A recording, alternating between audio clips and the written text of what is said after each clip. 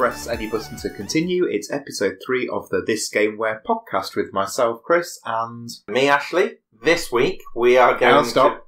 I want some praise. You want some praise? Yeah, for pressing any button to continue. I'm not giving you it. I told you I wasn't giving you praise. I was really chuffed with that one. You just interrupted my spiel. Because I want praise for my shtick. My spiel. Your shtick? Yeah. Nobody gives you praise for your shtick, mate. Well, they blinking well should do. They do not. They don't need to. I've got a list. I don't even know if I got to say my name before you interrupted. Did I introduce myself? What's more important, your name or my praise? Exactly. So, my name is Ashley, and this week we will be doing pretty much what we did last week. Not praising Chris, but talking about a game from his childhood. So there you go. There is your reward for your apparently brilliant introduction. Apparently brilliant or brilliant? No, apparently brilliant. Okay. Definitely apparently brilliant. Just, let's cut this. Let's move on. Yeah, let's move on. So...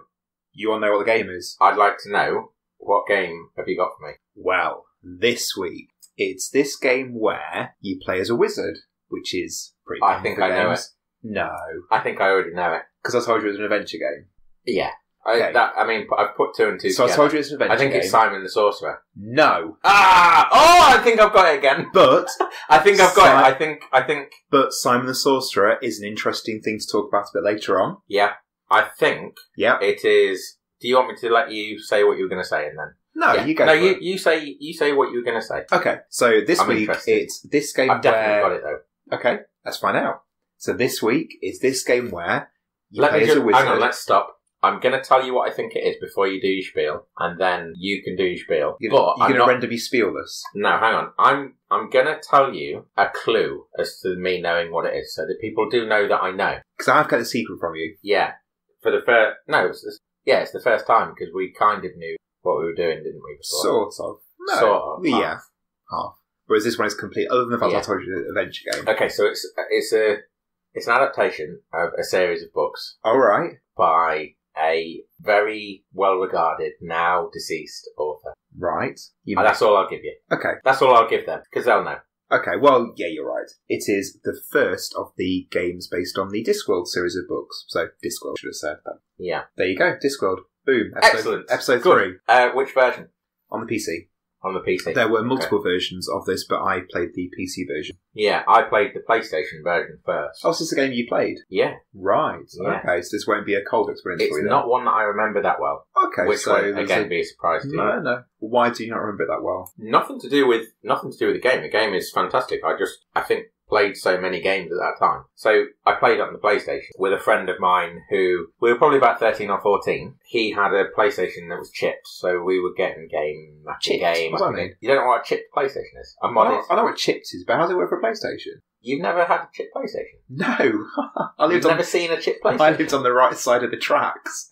But you didn't even know that people chipped their PlayStations? No. Seriously? Seriously. This is a revelation. It was like when modding a console started. With didn't run my neck of the woods. Well, Spill the beans. You were missing out, really, because my friend's illegality of it. No, do you know what Napster is? Just out of interest. Yeah, I know what Napster is. Yeah, exactly. So it was the era of Napster and chipping your PlayStation 1. Everybody was. That's what it was. Out there stealing the games and Napster stealing the music. That was what happened. Wow, what a time to work in the entertainment industry. Yeah, having your livelihood sapped away. It was happening on all fronts. I never thought that. I didn't have a PlayStation 1, ever. Never owned one. So I definitely wasn't stealing them. Instead, I was paying £60 for cartridge games on the Nintendo 64. Well, so more fool you. But equally, I was getting to play all the games ever at my friend's house because he was... So how did a chip PlayStation work? You would get a little mod chip. Right. Soldered into your PlayStation. And it would unlock... There was like a little system check that the console did to make sure that you were playing a legitimate copy of the game. But the chip overrode that and made sure that you could play whatever you liked. So you had to have a copy of the game burnt onto a CD then? Yeah. Right. So his stepdad would go down to Blockbuster. Remember Blockbuster? I do remember Blockbuster, Everybody does, don't they? They do. It's one of those things, isn't it? Remember Blockbuster? It is one of those Before things. Before Netflix killed it. There you go, I said it. Netflix. Oh dear. Okay. What? What's the thing, isn't it? Everyone says, remember Blockbuster? And then if it's killed it, I've said it. Yeah, I've said it. So he would go down Blockbuster, he would rent 4 games, Copy he would them all. burn them, Take them back. So we had a stack. They littered his bedroom floor. And sometimes, like summer holidays, where me and him sat with the curtains closed, playing PlayStation games. Nice. After PlayStation game after PlayStation game. We played all sorts. So that was why you only played this game briefly, because you could have that. You just dipped into it. Well, yeah. I've gone back to it since. Right. Because it is such a good game. It is. It's a brilliant game. Yeah. It looks gorgeous. So I've chosen this game because how my gaming tastes, I think, over the years, I'm quite sort of limited in my genres, really. If I find a genre game I like, I plough that furrow until I've uncovered all the gems of that furrow. That was a good metaphor, if I say so myself. And then I move on to a different furrow. So in terms of furrows, if I go for platforming as a furrow, as I spoke about in the first episode, I played lots of platform games on the Mega Drive. I really got into, a bit later on past this game, I got it really into simulation games. So, not simulation games, sorry, management games, so like Theme Park, Theme Hospital, Roller Coaster Tycoon. I then really got into RPGs when I first played What Final are they called? Fantasy VII. See, I said simulation and backtrack, but I think they are called sim games, aren't they? Simulation. Management sims. My shorthand for them is tycoon games, for obvious reasons. Or Mansim for management. No, Mansim. Mansim sounds like a Street Fighter. It does, doesn't it? Dalsim. I'm going to start Mansim. that though. Mansim. That's the new No, I word. think tycoon games, because Roller Coaster Tycoon, Railroad Tycoon, all that lot. Yeah, but SimCity was long before that, wasn't it? Yeah, it was, but it became, the tycoon games definitely became the quintessential management sims, if Definitely. you like. Did you ever play Simant? No, I remember seeing the box for it and Ah. thinking, that looks unusual. It is unusual. It's very unusual. So- It was one of those that I played after the fact, but it is what it sounds like. You Planes are, and ants. yeah, you simulate an ant colony. Was it good? It was. I think it was past its time by the time I got to it. Was it It full was too obfuscated by dated game design. Did you have lots of antics in the game? I thought of that, I had to say it. You I've don't also- have to say everything that you think of. I've also got fantastic and brilliant.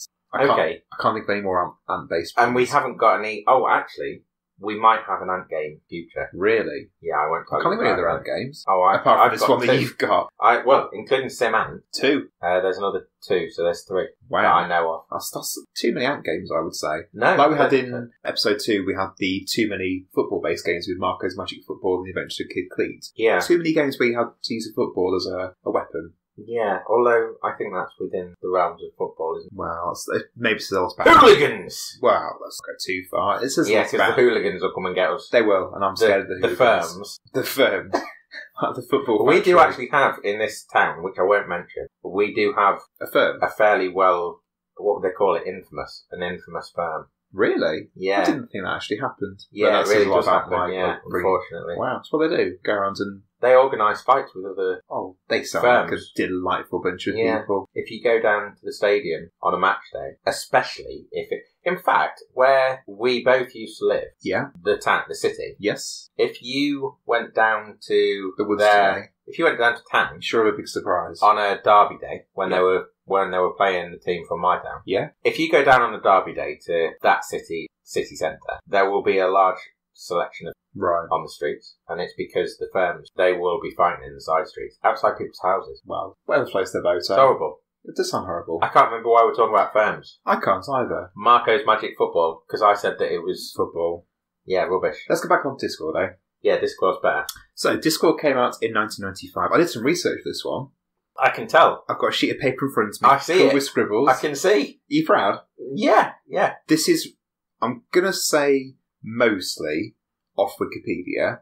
Right, so not research. When people do essays, they use Wikipedia. They do now. And I say mostly, there's about 3 words that aren't off Wikipedia. So on a sheet of A4 paper, that's good going, isn't it? If Wikipedia isn't pulling its weight here, I'm going to be disappointed. I think it probably is. So when you messaged me the other day to say, oh, I've done research. That was off Wikipedia. Right. And it never went any further than that. It's a little bit. I went on like 2 other sites. Oh, nice. Okay. That's all right. 2's more than 1. That's fine. We'll find out what your research is. I think Before- I've got some good stuff here. I You think just I've got copied out Wikipedia. I could have just printed it, couldn't I, really? I should have done that. You could have printed it. This is my annotated highlights. But then it Anyway. would have looked like Wikipedia, and I would have It would. I was rumbled you straight away trying to instead trick of you. You'd have seen the big globe from the corner, wouldn't you? So, Discworld came out in 1995. if you want to skip the next 4 or 5 minutes and just go read the Wikipedia page, feel free. I'm going to pepper it with anecdotes just so people don't Then do you that. can't skip it, Yeah. sorry. I'm going to go third time now. Came out in 1995, and I played it on the PC, but it did, as you said, it came out on the PlayStation 1. Yeah, what year? It Was came it out on the 95? Mac, and it came out on the Saturn. I think it was 1995. They all came out in 95. Because that would make it a very, very early PlayStation game. PlayStation was 95, wasn't it? It did come... Well, I'll be honest, my research didn't go that far. Because I didn't jot down the years in which it came on some of the platforms, because that's not relevant to me. Okay. I've gone for PC. Right. All I'm saying is you could broaden out your research in the future. Because that was an obvious question. I'll bear that in mind for my next bit of Wikipedia research. Yeah. So, I played on the PC version on my uncle's PC, and this was a game where I said about it in the Toe Jam episode, but this was, I think, the first game that I got properly obsessed with and really wanted to play it. And I think the reason for that was because I thought it was Granny's Garden. What? I thought you were well obsessed with Granny's Garden. No, not. I thought you loved it. So myself and my little brother went to play on my uncle's PC. Went to where he lived. We went there once a week after school. He picked us up on a Wednesday.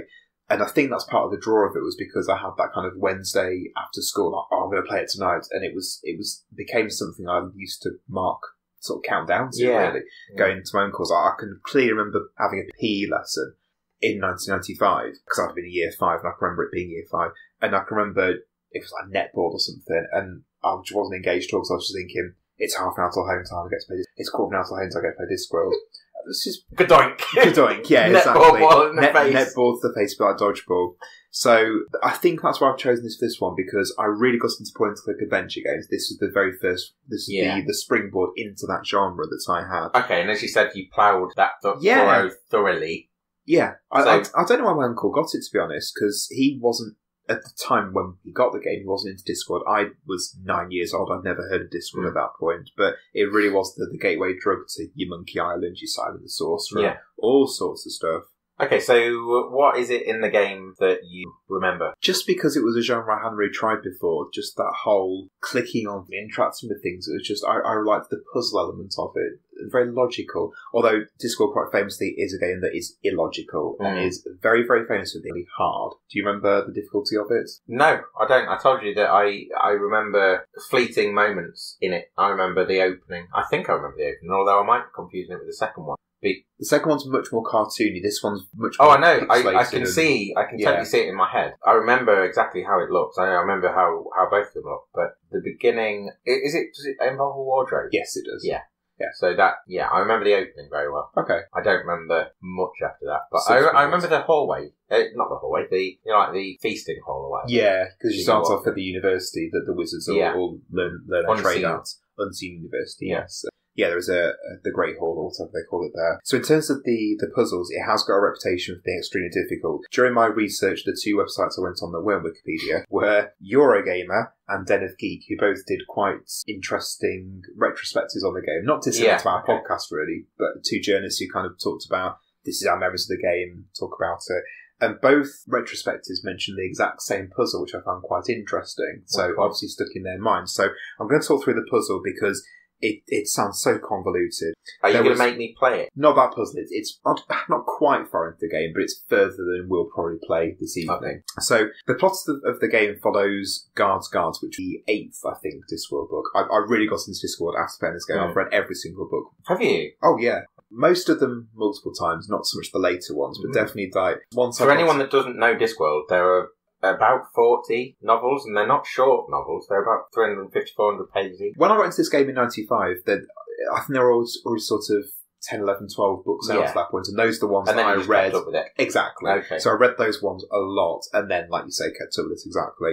So this followed the plot of the 8th book. I think it's the 8th book, Guards. And during my Wikipedia research, it was because the developer wanted to do their own story set on Discworld, but struggled to kind of get the characters to fit, and they decided to take the 8th book and adapt it to make it more gaming, which Terry Pratchett was quite happy with. He initially didn't want a game based on Discworld. He wanted, he couldn't stand it. He wanted the property to stay true to itself. Yeah. So they changed it a bit, but kept it, and it does fit in with the spirit of I Discworld absolutely itself. agree, yeah. I think that the game did a really good job of capturing what Discworld is. Yeah, And definitely. it's interesting you said that Terry Pratchett didn't want the game. I'd always assumed that he was involved in some way, that he might have written out for it or something like that. From my Wikipedia research, it does seem like he was relatively hands-on, that he kept a careful eye on it. So there's a character that got mentioned where he didn't actually like the characters. They changed it a little bit. It was a new character they developed for the game, and he changed it a bit, or said can change it a bit to make him more of this, so they didn't do so. He had that bit of hands-on. Like you mentioned Simon the Sorcerer earlier, so it was interesting because he wanted the game to care about the property of Discworld itself. A software company called AdventureSoft, who are a British adventure game company, approached Terry Pratchett and said, can we make a game based in Discworld? He said no, and then they went on to create Simon the Sorcerer as a homage. Okay, well they didn't necessarily capture Discworld. Simon the Sorcerer is more not humorous. It was, I can't remember what it is to describe Simon the Sorcerer. I really like Simon the Sorcerer. I like Simon the Sorcerer, but it's not Discworld. No, it's more, I would say, medieval, kind of more Dungeons and Dragonsy than Discworld is. I'd say so, yeah. Simon the Sorcerer 2, I once broke the CD of that. Because it was another game I got really hooked on, a bit of a theme with it. And I was ejecting it from the PC, and I dropped the disc somehow, and literal knee-jerk reaction, banged my knees together to stop it falling into the carpet. Oh, no. And in doing so, sandwiched them between my knees and literally shattered into pieces. Oh, great. Foolishly, I then opened the disk drive and put the pieces in the disk drive and closed it because I thought, yeah, that's fine, that'll work. Obviously it didn't. Did you destroy the disk drive?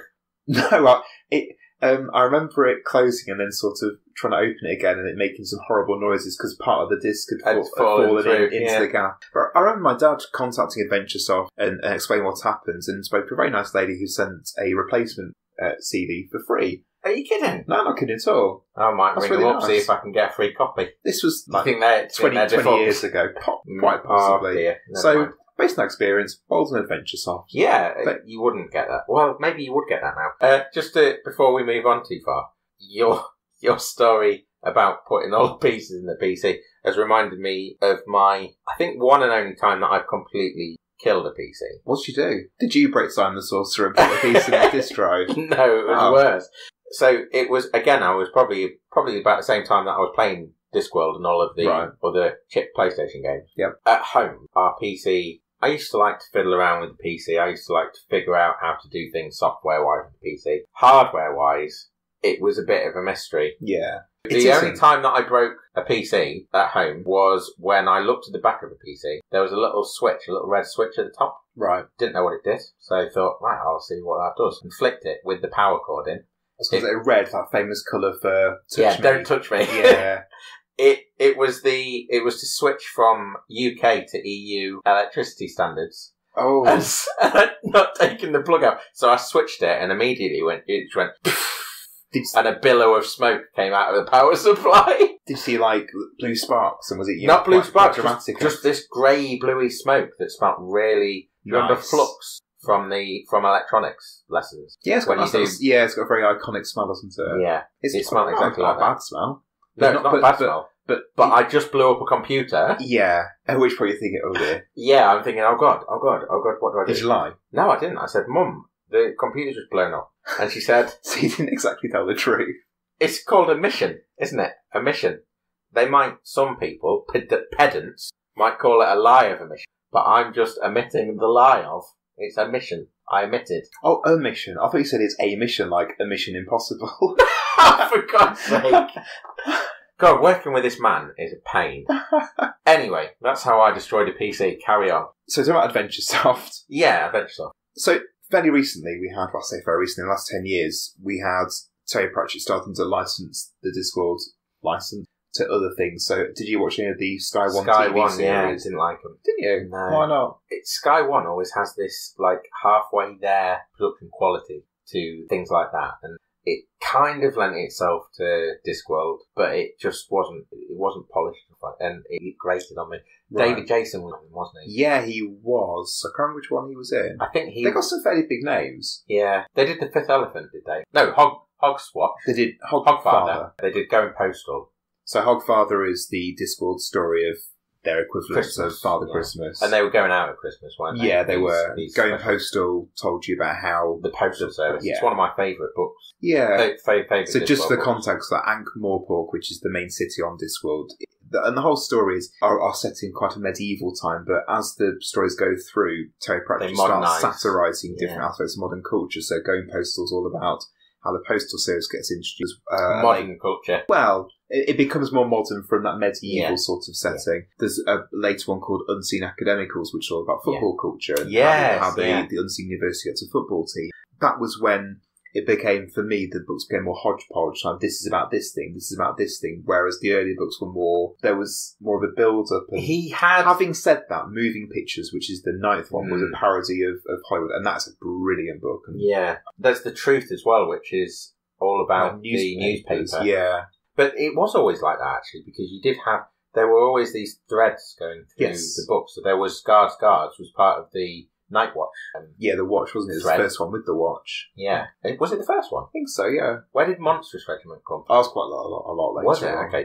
I think that was the first Night Watch book that I read. Right. So I didn't read them till way later, so 2003. Okay. And by then there were a lot. A lot, yeah. I'm so sure I remember reading that Mort, which Mort's a really good one, being a starting point. I'm sure there was something about Disney approaching him to turn it into a film. And it's also relevant to the podcast as well to mention about Rhiannon Pratchett, his daughter, who has now become a computer game scriptwriter. She wrote Tomb Raider. She did. That's the new ones, the reboots. Yeah. Did she write all three? And other ones that I can't name. No, I can't remember anything else, but she definitely wrote Tomb Raider. She definitely wrote Tomb Raider, the new reboot. Yes. I can't remember if she wrote Rise of the Tomb Raider. Not sure. Or Revenge of the Tomb Raider, whatever the third one's called, that no one's played. Is that... Nobody has played it. I haven't played it, so... No, I haven't played it. It's very unfair for me to say that no one's played it. I do want to play it. It's on a list. I'm going to buy it. I like the Tomb Raider games. I hate the earlier Tomb Raider games. But the very first ones in PlayStation 1. Tomb Raider 1 to 3. And then when they looked back at it and refined it with the rebooted ones. I like Underworld. Everybody hates it. Right. Legacy. I really like Legacy. It's the same, aren't they? They're just really fun adventure games. And then Uncharted. Not adventure games in this sense. Took them and did them better. Yeah, Uncharted didn't do them better then. Really? Yeah, so, I've mentioned in the past that I owned games as a child that I don't like.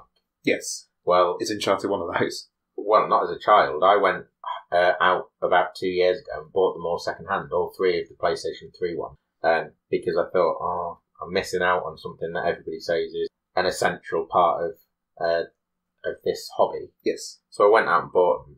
And played through the first one. It was such a slog. Really? Yeah, such a slog. I've never played it, so I can't possibly say. I've got the other two on my...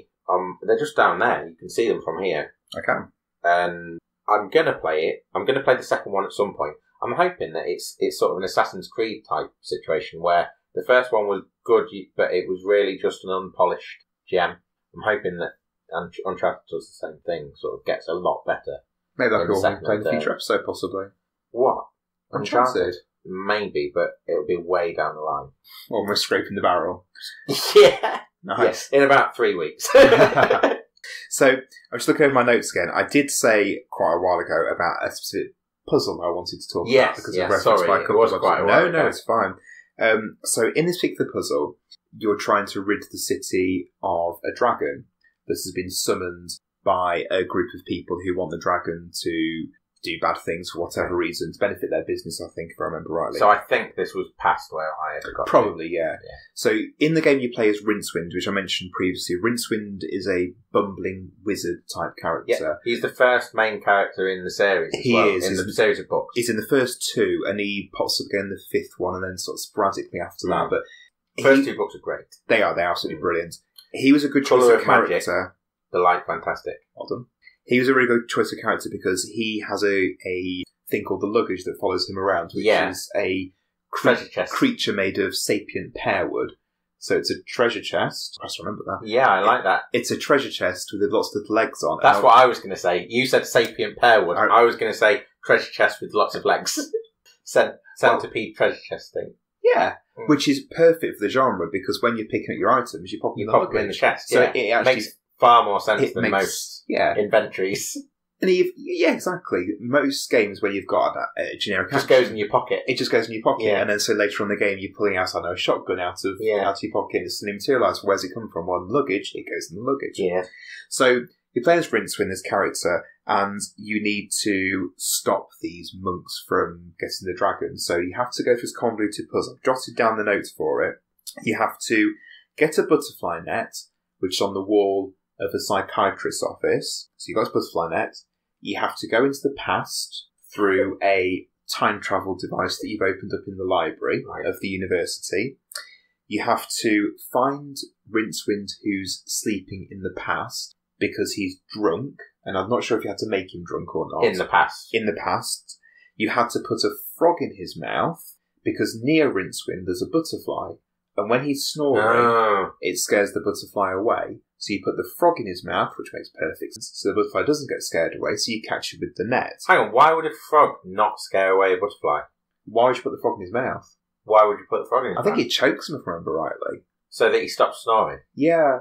I've just got a sudden image of the recollection of this animation there. Anyway, so you're back in the present, you've got this butterfly now, you then have to place it next to a lamppost that causes a storm, and I seem to remember there being some sort of running joke here about the whole thing about when a butterfly flaps its wings, it causes a storm on that ancient Chinese proverb or whatever, and I think it was some sort of literal... It's the butterfly effect. Exactly. Yeah.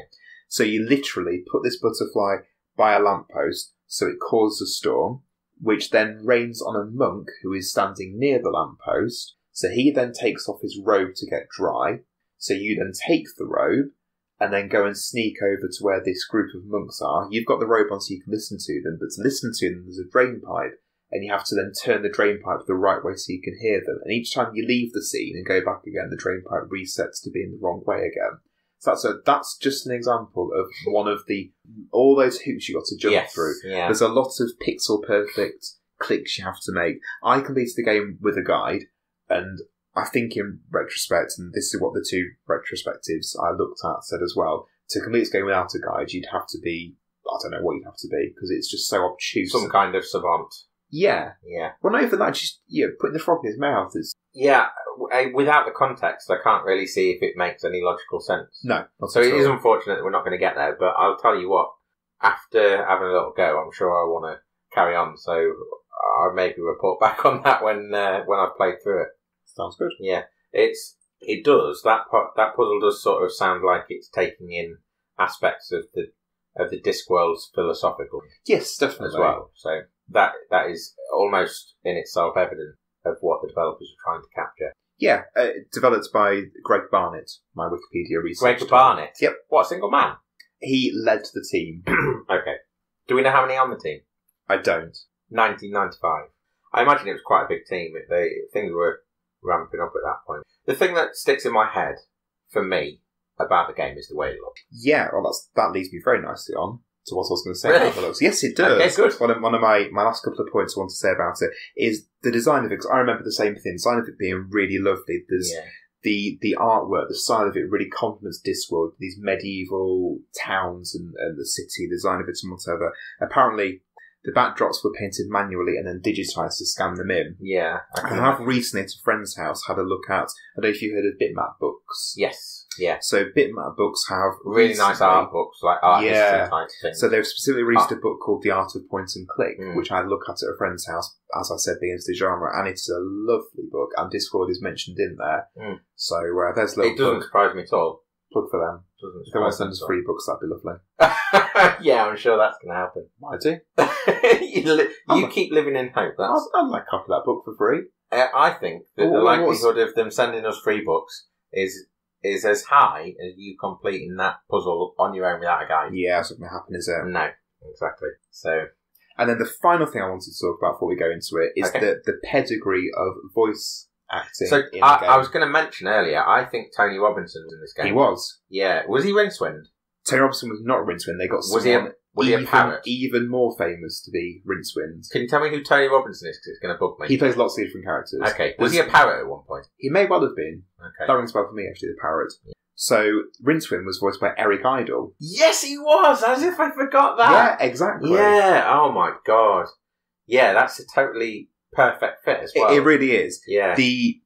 I'd already kind of... Have you got the cast list there? I have. Excellent. Eurogamer put this as, and the person writing it was perfect. It was almost like the company, Perfect Entertainment, who made the game, a British company. It was almost like they kind of thought about the sort of stereotypical Discworld fan and thought, right, what kind of things would influence them? What kind of things influence Discworld, the sort of sense of humour? Because it's a very funny series of books, isn't it? Very satirical and whatever. So Eric Idle. So for the very few people that don't know who these people are, we should probably give a bit of context. Eric Idle was a member of Monty Python.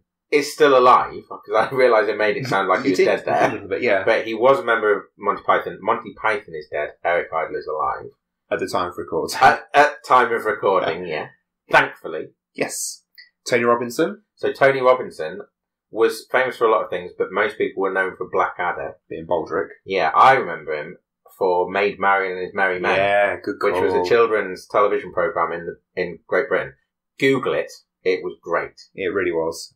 Turning the whole stories of Robin Hood's starring Maid Marian. Yeah, so Robin Hood was a feminist icon. She was, yeah. It was brilliant. Robin Hood was the total opposite of every version of Robin Hood you'd ever see. He was a bumbling fool. And it was just brilliant. It really was.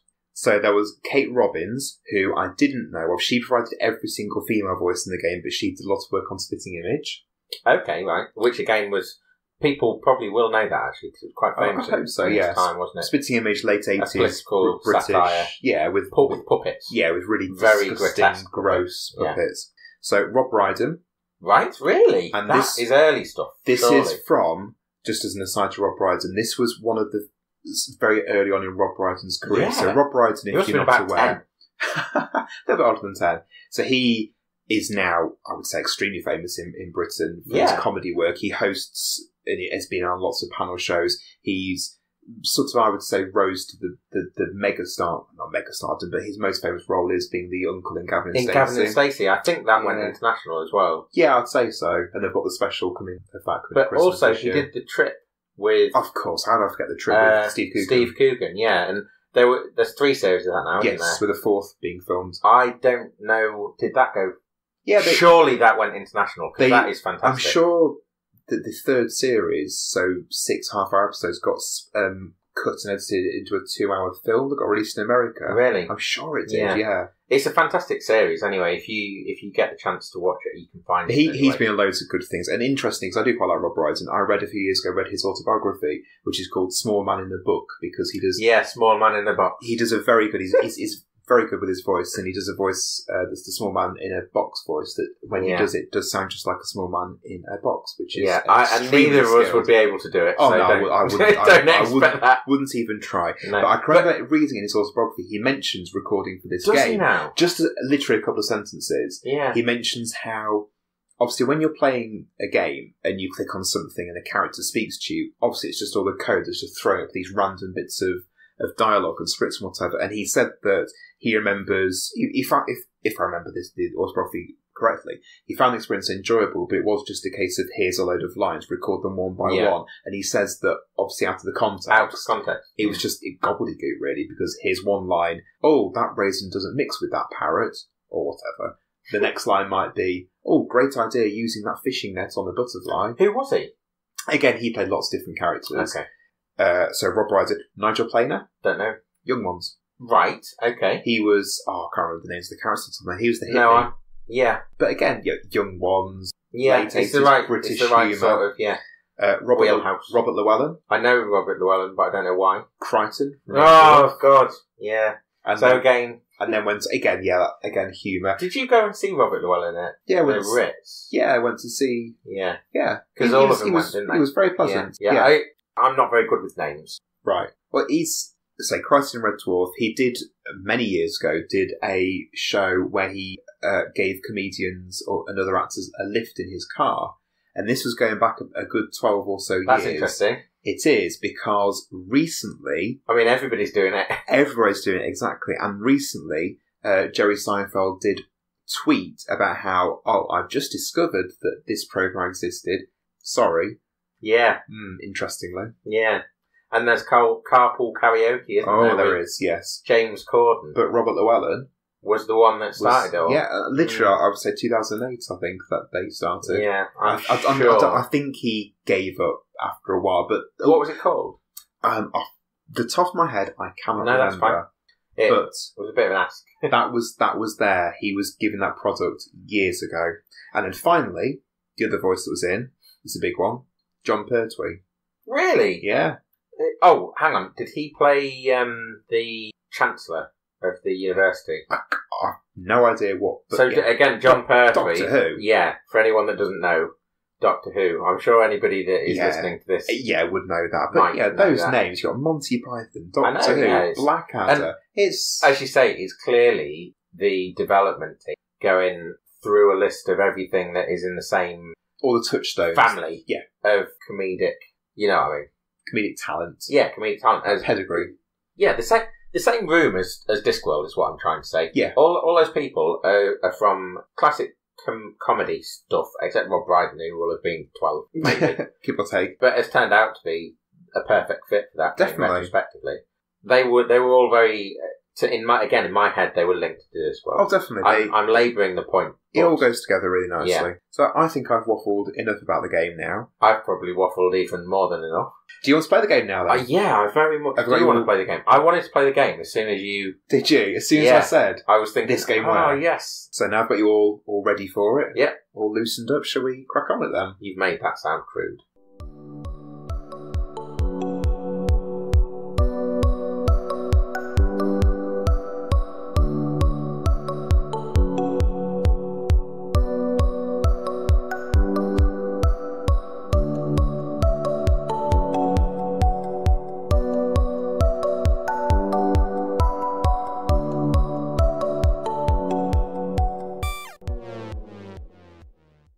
So actually, you've now played the first Discworld game, Discworld 1.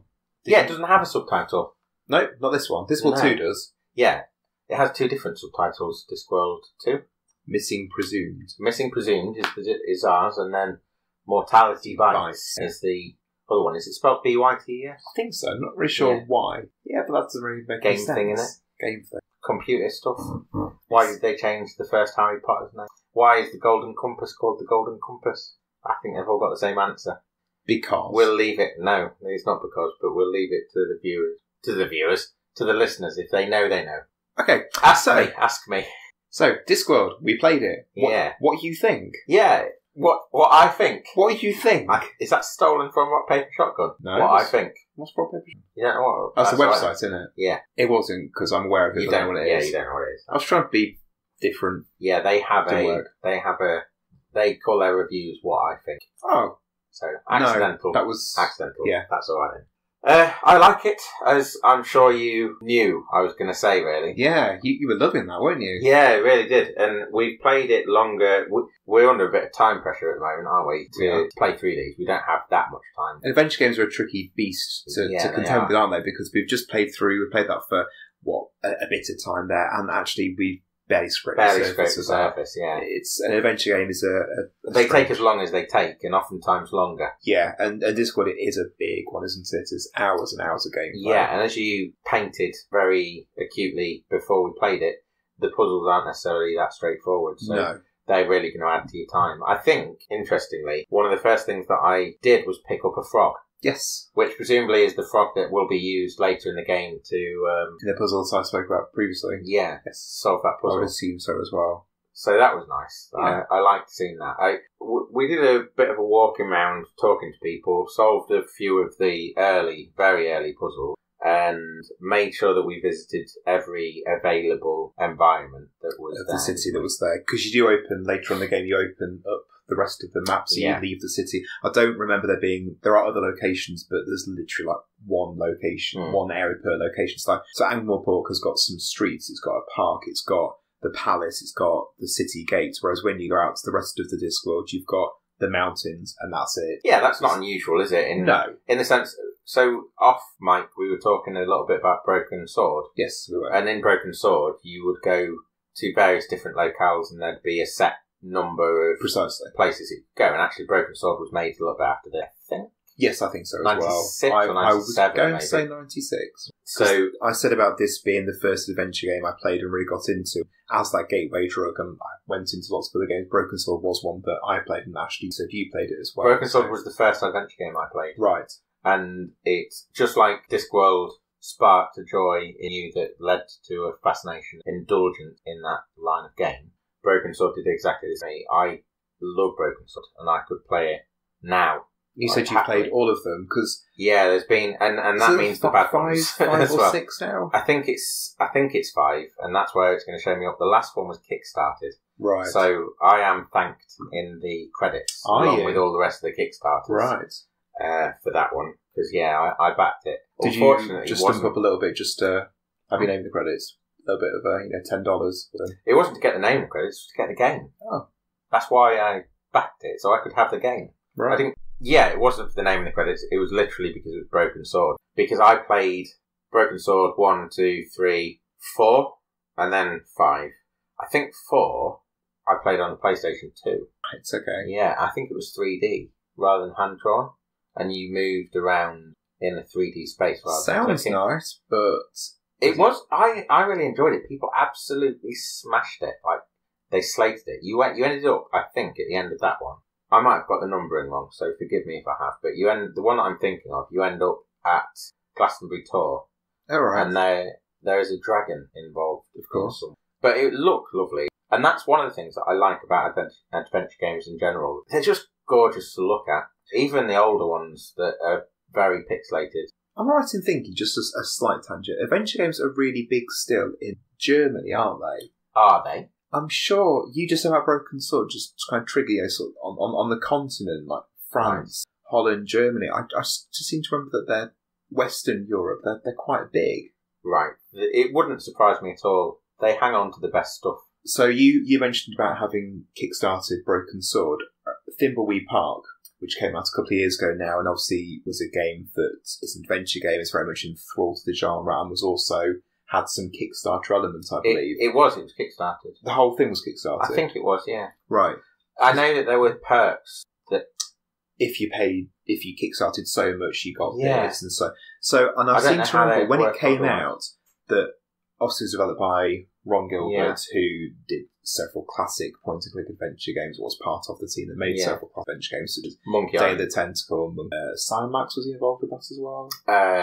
I don't know. It's one that I've never played, Simon Max. Simon Max is one I bought and then never played it. Really? So, there you go. There's been a more recent version that I didn't play. Was it episodic? Yeah, it was, on Steam. But I remember looking on Thimbleweed Park website, and they did some appearances around America with Ron Gilbert there, and then a few in Germany. I remember finding that quite strange at the time. And figuring out why. I think it was because it's got quite a scene in Germany. So it doesn't surprise me. One of the things that I have learned over the last couple of years, because if you look under that table there's a lot of board games. There are, an awful lot. And Germany, for some reason, is well into board games as well. To me, those two things go together quite well in a strange, tangential way. Board games and adventure games. It's a very rigorous set of rules that you have to follow. It's logic. I don't even mean in a logical sense. I mean that I think that if you're enjoying adventure games, you're probably gonna also be a board gamer. I would say at heart, even if you don't realise you are. The Venn diagram of adventure games and board games. I would say that's quite a big crossover there. Yeah, I think so too. Yeah. And I can't justify that. There is no way to justify it. Thank you so much for trying. You're welcome. I was starting to try, but I knew that we were onto a dead loss. Because we were just talking about it is literally a gut feeling that I think if you play adventure games, if you enjoy them, you're probably going to enjoy the new breed of board games. We're not talking Monopoly. That's Monopoly. So, going back to Discworld then. Yeah. Tell me one thing you liked about it. I told you one thing that I liked about it. How gorgeous it looked. It was so beautiful to see. And we're playing this on a 42-inch HD TV as well, aren't we? Yes. So, in some way, it will be scaled up in some way that I don't understand on a technical level. Witchcraft of it. But it looked really pretty. It really did. The first thing that struck me was almost the very first thing that came on the screen. It was the little fly that Chris pointed out. The fly flies around the scene in the start of the game, ends up in Rincewind, the wizard's room, flies into this portal thing in his ceiling, and then becomes your cursor, which is a really nice way of tying the opening sequence to the game proper. But the fly, it flies towards the camera. It's got these big googly eyes that are really nicely drawn. And then it turns around. It does an animation. It was really beautiful. It was fluid. It was detailed. And it had lots of steps to it. It wasn't just like a about face. It was it hand drawn? Yeah, I think it was, so. wasn't it? Yeah. And it scanned in I frame think by frame. everything here, everything in this game looks hand drawn. Well, my in-depth Wikipedia research did tell me that the backgrounds were drawn. I think I mentioned. I think you mentioned it. Yeah, they were drawn and scanned in, and you could tell there was the park that we visited as Rincewind. Yeah. And I said to Ashley, it looked like a watercolour. It really did look spectacular. That was the moment that I said to you, if they remastered this, I know that they'd mess it up because they tend to mess them up. Well, because you mean they make tweaks that... They make unnecessary tweaks. Yeah.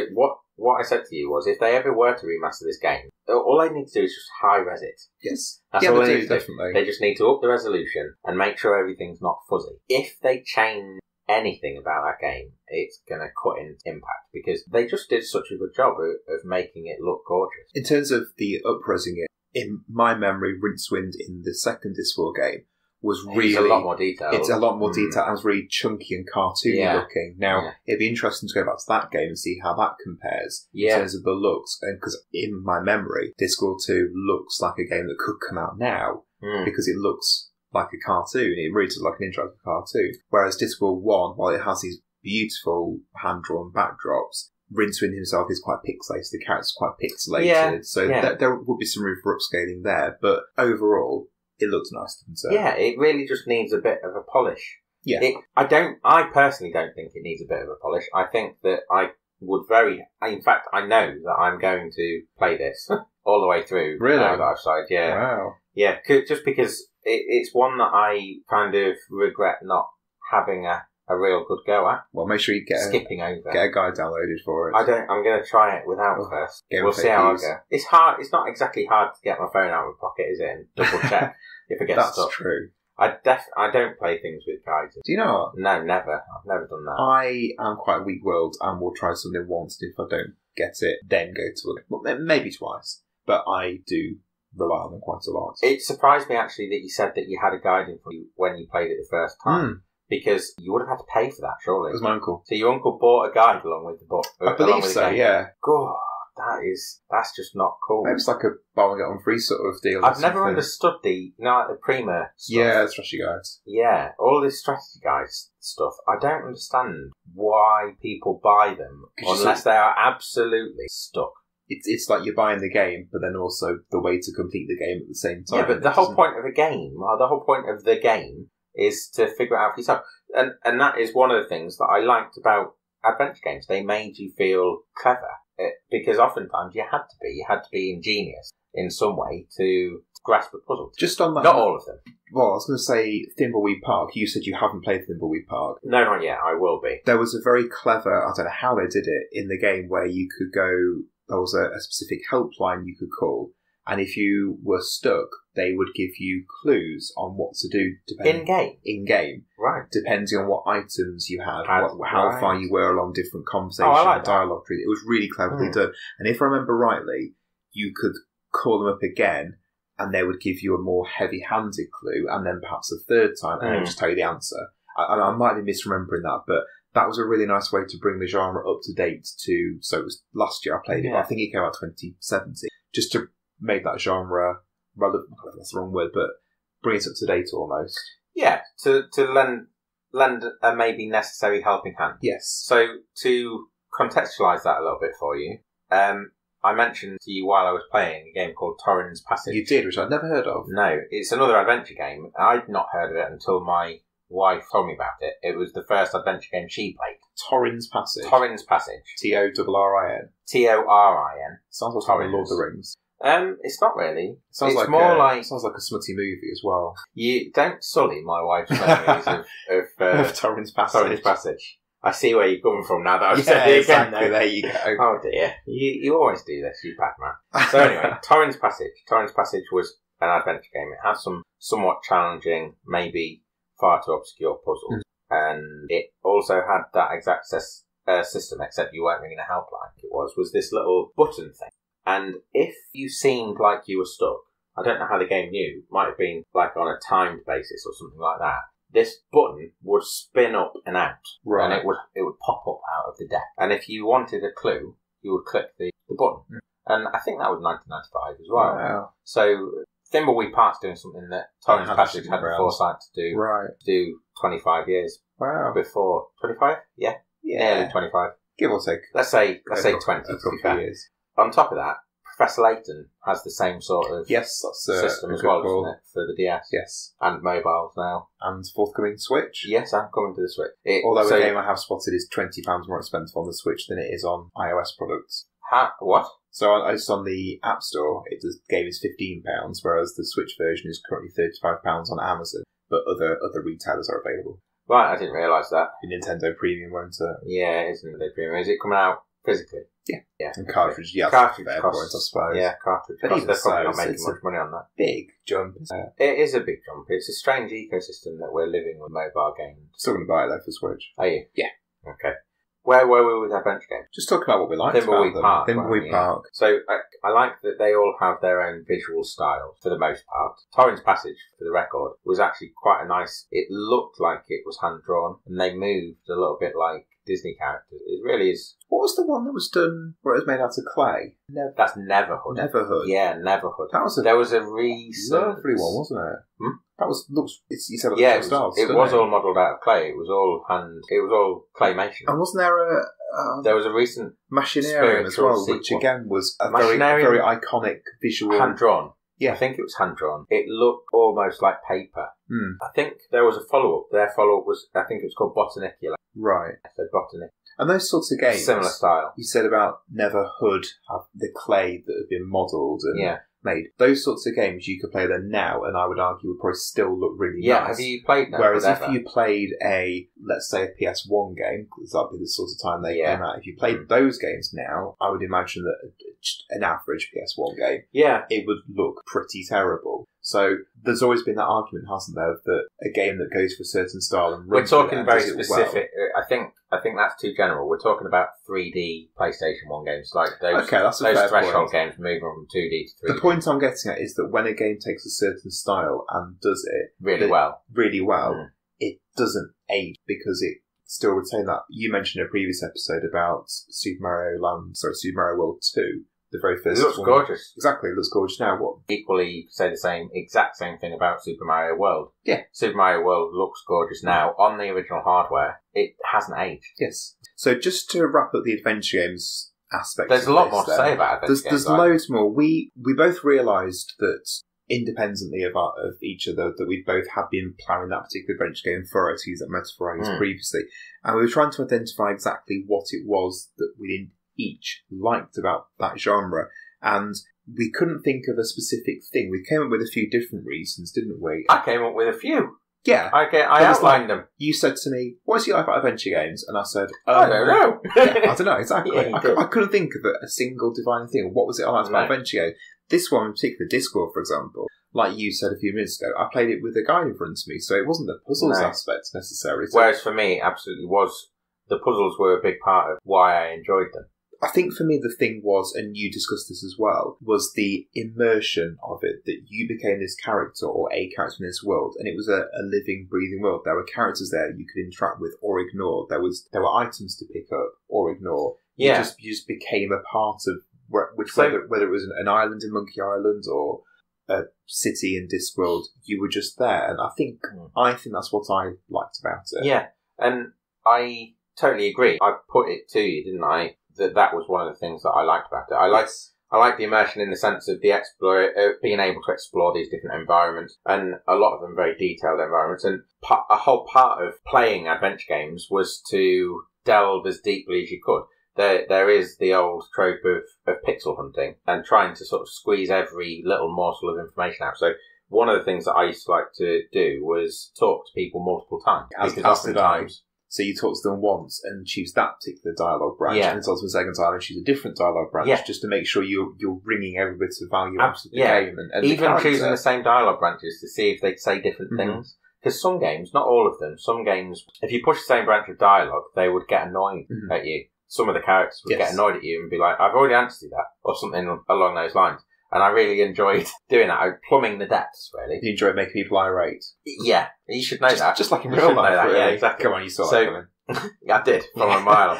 But also, you were talking about sort of becoming, you didn't say it as silly as I'm about to say it. You talked about becoming one with the character. That does sound very silly. Yeah, it does sound silly, but you know what I mean. I do. I don't know why it is, but I feel a connection to the game world and the characters in it far stronger with adventure games than I do any other genre. I think it's possibly because I am more active in finding the solutions to things, and because I'm more active in engaging with the people I want to engage with, the spaces that I want to explore and be in. I get to choose all of those, but equally I can do that in other games.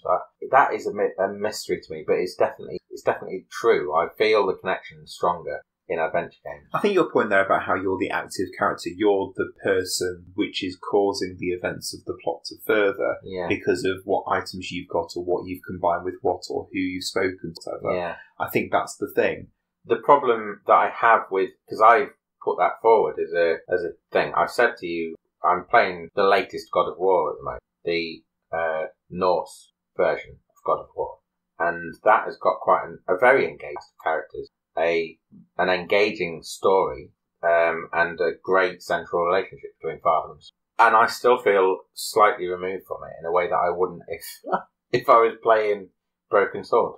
I can't give you an answer. I don't know why I can't. it is. I really can't. I'll have to think about it. It has made me realise that a lot of the games that I grew into liking and enjoying and like now have some elements of the adventure game within them. So Story's so important to me. Story, definitely, but it's that exploration side of things. So in the last year, I've completed Breath of the Wild, which was, it's amazing, as everyone knows. That whole exploration, making sure I unlocked all 120 shrines and complete all 120 shrines, and tried to explore every aspect of the map and did this and did that, harkens back to adventure games, doesn't it? I think so, yeah. I think it was satisfying have some of the same hallmarks, don't they, adventure games, that exploration and wandering around this living, breathing world again. And again, God of War does the same things. One of the things that I like about God of War is that I can go out and explore. In fact, the son in God of War, Atreus, when you reach a point in the game, he will say to you, look, we can carry on doing the storyline, or how about we go explore a little bit together, Dad? Do a few side quests. And he actually says that to you. It's like a side quest. He doesn't say side quests. That's a shame. He does say about going and exploring. Right. And it's a prompt in the game. It's the developers saying this game is as much about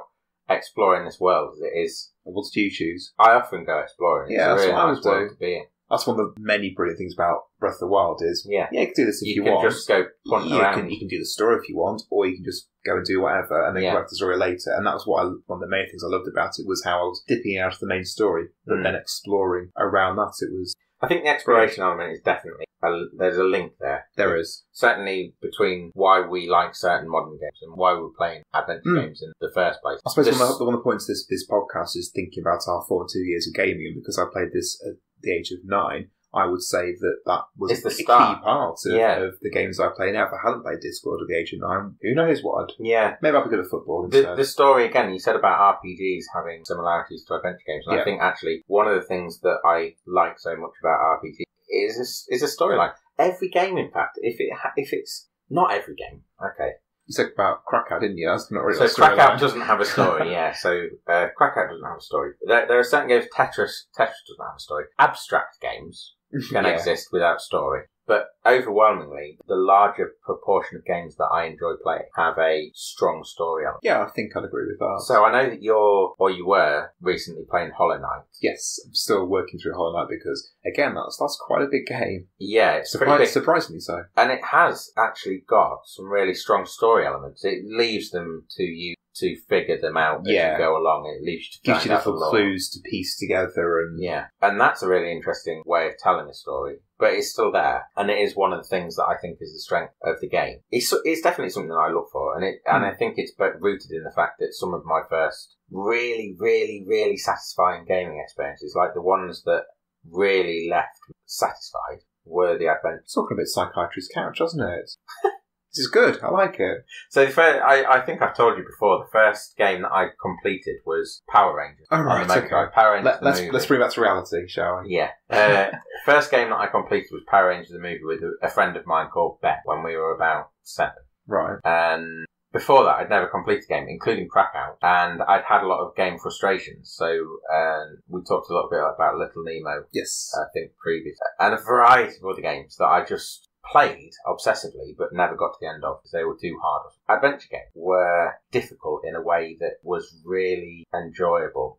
It was crunchy, meaty difficulty. And I guess adventure games as well didn't punish you. You couldn't die in adventure games. Well, generally, you couldn't die in adventure games. You could die, but you came back to your last save. Exactly. And Monkey Island did a very memorable bit where you fell off a cliff at one point, and then you fell off, bounced onto a rubber tree, I think it was, and bounced straight back up again. Yes. That was on the actual Monkey Island itself.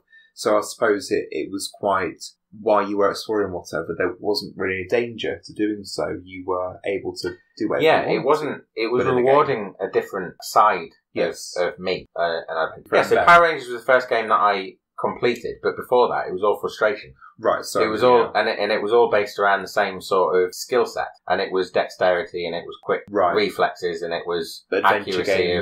Adventure games were rewarding a different side of me. Yeah, and I didn't know they existed until they did with Broken Sword. You may well be right for my experience as well, that until I played this game, thinking around, actually, this is really fun, I'm enjoying this. And they allowed you to find a reward in a different part of your brain, using a whole different set of skills. Clicking. Not just clicking, though, is it? Pointing. Comprehension, being able to comprehend a scenario and puzzle your way through it.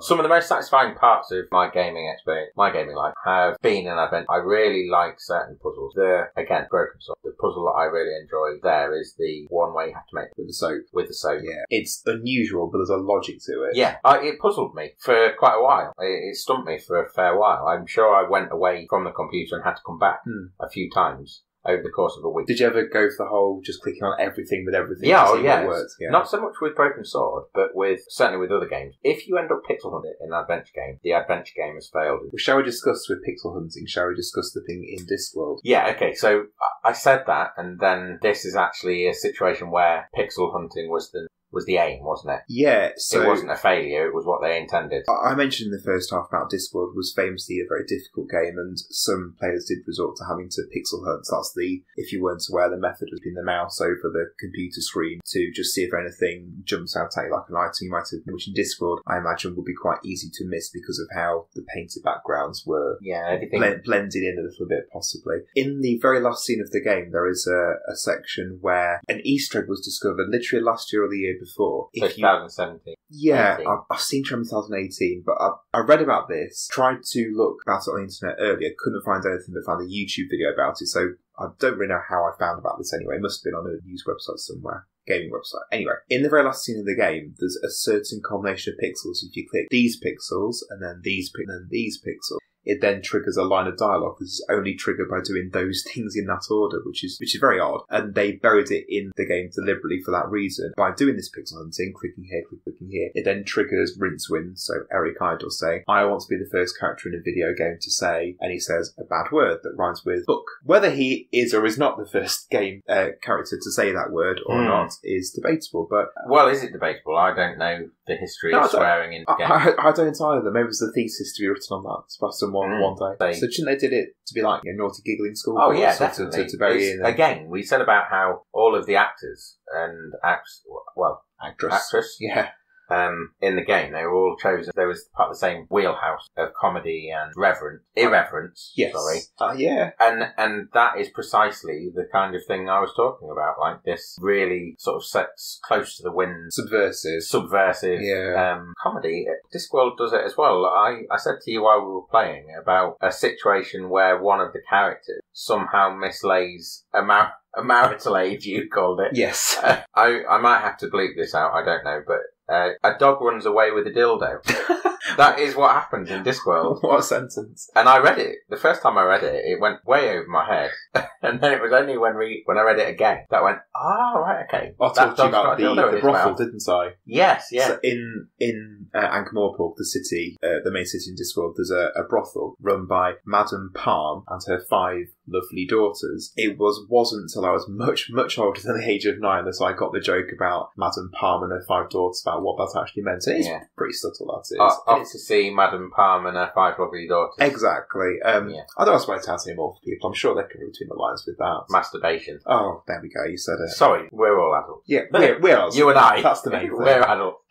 We looked into this during the break as well about the rights of the game, didn't we? And who actually owns it. Well, tried to, yeah. I'm not really sure. It might be abandonware. Possibly. In which case, if it is abandonware, then everyone should go out and get it. It will. You might have to do a bit of work to get it running, but it's well worth doing if it is available. But I will double check the status of that, and I will pop it on the end in the footnote. Just to really make sure that we're watertight on that, don't we? So that was Discworld. Before we wrap up this episode of the podcast then, we did mention briefly earlier about Discworld 2, which was a sequel, came out only a year or 2 after this one, and was another point-and-click adventure game. Looked a lot better, similar to gameplay, well obviously similar gameplay as point-and-click adventure. And then about 4 years later, I think, 2000, 2001 perhaps by this point, a third game came out called Discworld Noir. Yeah, which I've got upstairs. Which was completely different.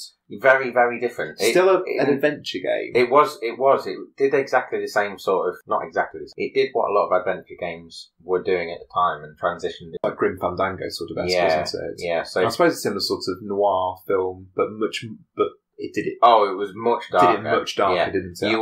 You were a detective who was also a werewolf. I think that it was a detective. It was also voiced by Rob Brydon. I remember that. Yeah, you told me that, but again, when I played it, I didn't know who Rob Brydon was. And he was only a detective. He was a detective, and then he got bit by the werewolf about halfway through the game. Did he? Yes. Oh, I remember him being the werewolf. At which point you could then turn into the werewolf, and you could then see the smells.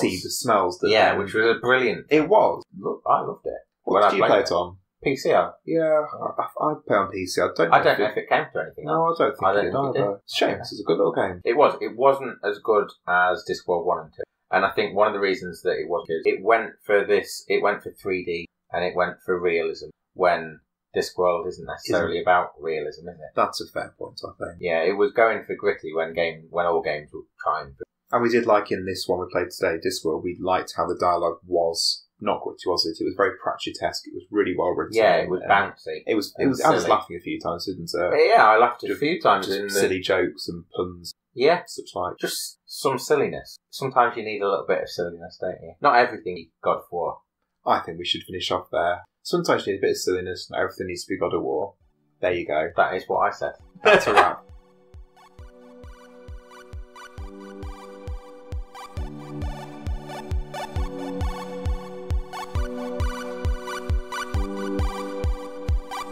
This Gameware is a Specky 2 Guys production. Music for the episode is provided under Creative Commons license by Steviosphere from the album Cell Division, which can be found at steviosphere.bandcamp.com.